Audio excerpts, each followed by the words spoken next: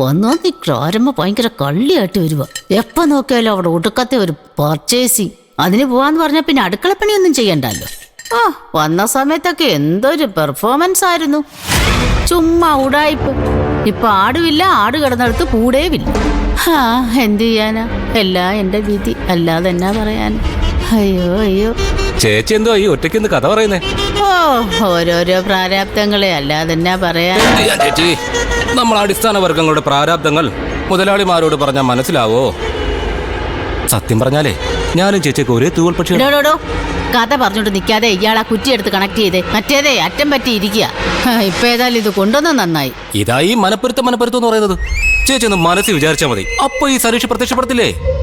ചേച്ചി ധൈര്യമായിട്ടിരിക്കുക, ഞാൻ ഇപ്പൊ ശരിയാക്കി തരാം. എടോടോ, ഇയാൾ എന്നെ കണക്ട് ചെയ്യാനല്ല പറഞ്ഞത്, കുറ്റി കണക്ട് ചെയ്യാനാ പറഞ്ഞത്. എന്തോ ചേച്ചി ഇങ്ങനെ ഒരു മനുഷ്യപ്പറ്റൊക്കെ വേണ്ടേ?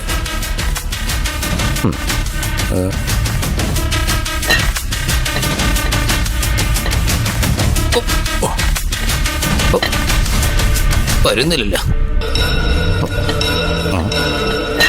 വരും ശരിയാക്കാം.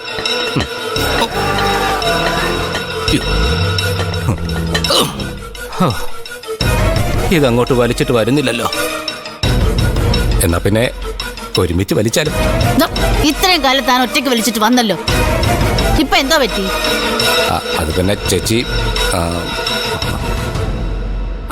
ചേച്ചി പിടിച്ചാ കയ്യെന്ന് വിടുവോ? എടാ കയ്യെന്ന് വിടാനാ പറഞ്ഞത്. പിടിക്കുക ചേച്ചി. എന്താ താനിപ്പോ കാണിച്ചേ? അത് പിന്നെ ഞാനൊരു കണക്ഷൻ കൊടുക്കുമായിരുന്നു. അങ്ങോട്ട്. അയ്യോ, ഇതെന്തിനാണെന്ന് മനസ്സിലായോ? ഇനി മേല നീ എവിടെയും പോയി ഇങ്ങനെ കണക്ഷൻ കൊടുക്കാതിരിക്കാനാ. അയ്യോ ചേച്ചി, ഞാൻ ആരാണ് നിന്റെ ചേച്ചി? മിണ്ടി പോവരുത്, കുറ്റിയെടുത്തോണ്ട് ഓടറാ. അടുത്ത വീട്ടിൽ എന്താ ഇവിടെ കണക്ഷൻ കൊടുക്ക. ആരാ? എന്താ? ഓ ഒന്നുമില്ല മുത്തശ്ശി, ആരുമില്ലാത്ത നേരം നോക്കി ആ ഗ്യാസുകാരൻ ഗോമതി ചേച്ചിക്ക് ഒരു കണക്ഷൻ കൊടുക്കാൻ നോക്കിയതാ. 3 കെട്ടൊരെണ്ണം കൊടുത്തു വിട്ടിട്ടുണ്ട്. എന്തിനാ അവനെ വെറുതെ വിട്ടത്? പിടിച്ചു കെട്ടിട്ട് നമുക്ക് ദത്തേണ്ണ അറിയിക്കായിരുന്നില്ലേ? വേറെ പണിയില്ലേ? മാറും. എന്തിനാ ഇനി അവനെയും കൂടി നമ്മുടെ ചെലവിൽ തീറ്റി പോറ്റുന്നേ? ഇവനേക്കാളും വലിയ ക്രിമിനൽസ് ഒക്കെ അകത്ത് കടന്ന് സുഖവാസം നടത്തുക. ഇത്തരം ചിന്ന പ്രോബ്ലംസ് ഒക്കെ നമ്മൾ തന്നെ കൈകാര്യം ചെയ്താൽ മതിയേട്ടത്തി.